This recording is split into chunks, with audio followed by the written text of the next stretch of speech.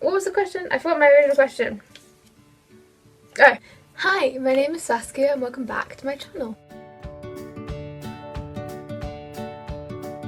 So I didn't proper film it last week, unfortunately. I was feeling a little bit like I needed a break from making videos and filming them and editing them. And also my sleep hasn't been amazing. Probably why I'm looking a little bit tired today, just because lockdown's really affecting my sleeping pattern. And because of that as well, it's also been affecting my tinnitus, and I thought it's about time that I made another video on tinnitus, but more specifically tinnitus during lockdown. So once again, I have gone and asked some of my close family and friends if they have any questions to deal with tinnitus right now. And I have my trusty pot. It's actually a Keats pot. I got it from his house, and it says beauty is truth, truth beauty. But yeah, so I have some questions in here that I'm going to be answering. Before we do that, maybe a little bit of an introduction about me. So my name is Saskia, as you know. I am 21, almost 22, and I am going into my 9th or 10th year, I think, now with tinnitus. Sorry, I kind of lose track a little bit, it's been quite a while. I think it's 10 years in a few months, I'm pretty certain. And that's when my unilateral tinnitus, my left ear, started.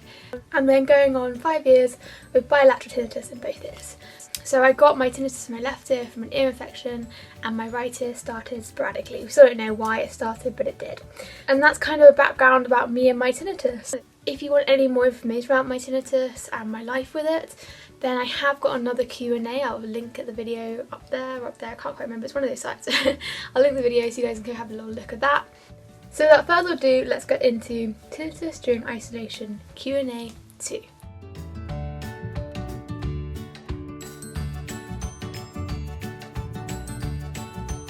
There's a lot of questions in here, guys. Okay, let's go with this one. Ooh, that one just popped out. He wants to be asked first. Okay. Has the fact that everything is quieter made it better or worse? I would say personally that it's a bit of both. So I'm actually funny in the sense that with my tinnitus, I don't mind being in the quiet. I think a lot of people with tinnitus don't like it because they can hear the ringing, but actually I'm one of the weird people that don't really mind it that much. But on the flip side of that, being in too much quiet actually makes my ears more sensitive. So when I go out more and I go and do stuff, they actually get affected a lot more. I think it's good and it's bad, because normally stuff like cars and stuff like that wouldn't affect my ears, but because I'm so used to the quiet right now, it's a bit of a struggle. Ping! Okay. Do you feel that being in lockdown has given you a chance to learn more about how you manage tinnitus, and if so, how? Ooh. I think it's actually affected it a lot more. So before lockdown, I had a really pretty solid routine of how I handled my tinnitus. I had, I was trying to sleep as much as I could at night so that I wasn't tired, trying to keep my stress levels down by seeing friends, going out, having a good time. I had audiobooks at night so I wouldn't hear my tinnitus at night, and I tend to sleep like that. But because I'm in lockdown, I can't see my friends, I can't go out and do stuff to calm myself down and be stress-free. It's actually quite difficult trying to deal with tinnitus, and actually I found recently the reason why I'm not sleeping properly are my audiobooks that normally help me fall asleep are actually not doing that anymore, and that's quite difficult. So I think on the flip side, it's kind of, this lockdown has kind of affected in quite a negative way how I handle my tinnitus, rather than in a positive way of me trying to work out ways to deal with it. So currently I am in the process of trying to work out how to deal with tinnitus during lockdown, and potentially how it's going to affect me after lockdown, because I'm pretty certain it's going to take a while for my body to adjust to my routines again. But yeah, I think it's kind of affected me in a negative sense, and I'm still trying to work out how to progress with it in a positive way. Where can you find a supportive system for those living with tinnitus? Ooh, I wore my shirt just for this. Boom! The British Tinnitus Association. So BTA is a really good website. They're very good. They have people online a lot of the time, on the phone. They have information, they have products you can buy and use to help your tinnitus. They're a really, really, really good support system for tinnitus, and I really recommend it because honestly the government and the NHS just do not have the resources to help with tinnitus. As sad as it is, they just do not. BTA is really good because they're designed specifically for tinnitus and hearing loss as well. So I really recommend going to them. They're a really lovely bunch. I've met a couple of them, they're really lovely. I know sometimes it can be a little bit difficult talking about what you're going through and how you're feeling. I know I sometimes go a couple of days where I get really quiet and don't really talk a lot. But if you can, and if you feel comfortable, definitely talking to your friends and family can help. But if you don't feel like you can, then the BTA is a really brilliant organisation to go to because they're just so lovely and so supportive. How has the lockdown affected your tinnitus? Has it been affected or stayed the same? I would say that it hasn't really affected my tinnitus per se, but my perception of my tinnitus. As I've said in my previous video about my tinnitus, it comes and goes. So I have good days and I have bad days. But I feel like because I'm currently not doing a lot, my brain's not really focusing on too much apart from what's going on with me. It feels like I'm having more bad days at the moment than good days. I mean, I think that the lack of sleep is definitely a problem for my tinnitus. It's making it a lot more prominent and it's really frustrating. I wouldn't say that it's affected my tinnitus, it's just affected, as I said in my previous answer, it's affected how I handle my tinnitus and how I handle myself and dealing with my tinnitus more than my tinnitus itself. What things have you found to help you cope? Not just with tinnitus, but in general. This one's a hard one.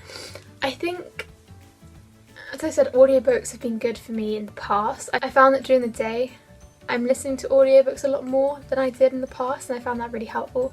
But just reading in general has always been really good for me. I love reading and I love books. They're a really good way of escapism for me and, you know, forgetting about my health problems at times. And I think that's been really helpful for me at this time. I'm able to cope as well as I am without reading and without books. And also just the support of my friends. Like, I think at the moment a lot of people are becoming a little bit less, are becoming more disconnected. And it's understandable, you know, you have your own stresses, your own concerns going on at the moment. It's very difficult to be, you know, the person you are out of isolation during it. And I'm so grateful to my friends who've been understanding about the fact that I haven't been sleeping properly. And, you know, I arrange times to talk to them and call them, and sometimes I can't do that because I'm so tired and exhausted. And they've been so supportive and understanding of that, and I really appreciate my friends for doing that. So I think that is something I found helping me to cope, is having really supportive and understanding friends, definitely, and family. My family have been incredible during this time as well. So I think that's really what I found to help me cope at the moment.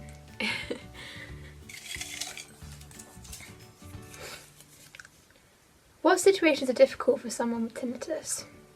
Well, I guess in terms of lockdown, just the idea of quiet and silence can be a bit too much for most people with tinnitus. But in general, I would say situations that are too loud or have high-pitched or sharp sounds, so like clubbing. I mean, this is very difficult because it's very subjective. So I personally don't like clubbing or places with really loud or high-pitched sounds. I can't take it in my ears. I have mild hyperacusis as well. I just can't take it. But then I know some people with tinnitus who love clubbing and still can go clubbing and do whatever. So I think it's very subjective to the person, but in general, overly loud or overly quiet places, we're kind of like in the middle. We look like Goldilocks. We're like just right. You know, our porridge and our chairs need to be just right.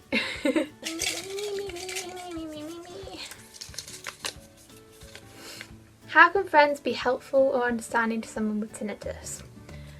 So I kind of mentioned this earlier by saying like my friends have been amazing at the time. But for isolation particularly, I think just being understanding that, like, you know, sleep and stress make tinnitus worse. It sometimes means we want to be alone or want to handle it in our own ways. And I think being understanding of that is the most important thing for people. Like, I think is the most important element of friendship and family in those moments for people with tinnitus. It's not just letting us be and letting us talk about it when we want to and when we feel able to. And just being understanding of when we can't really do everything that we normally would do either.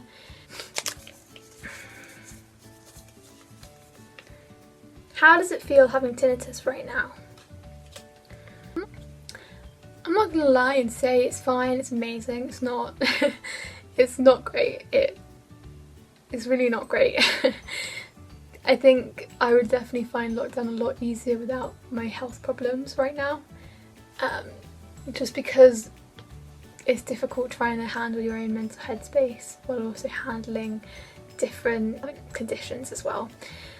Having tinnitus right now just feels super lonely. I think that's the hardest thing about it, because normally you feel a bit isolated because it is in your own, it's, you know, no one else can hear what you're hearing, but it's very different when you're isolated in a house or away from people, or you can only be like 2 meters away from people. So you can't even really disguise what's going on. It's just constantly in your headspace. And people message you asking if you're okay, and you can't just be like, well, I've got, you know, a whole symphony going on right now in my ears. You know, you can't describe it, you can't explain it. It's very difficult. People can't see how it's affecting you. And I think, yeah, it's just really hard. It's really hard having a condition right now, I think. Not for tinnitus, but for a lot of people with conditions, it's very difficult. But yeah, we're not going to get too like down. I don't want to get too down with this video. What's a misconception about tinnitus you would like to debunk? Ooh, misconception.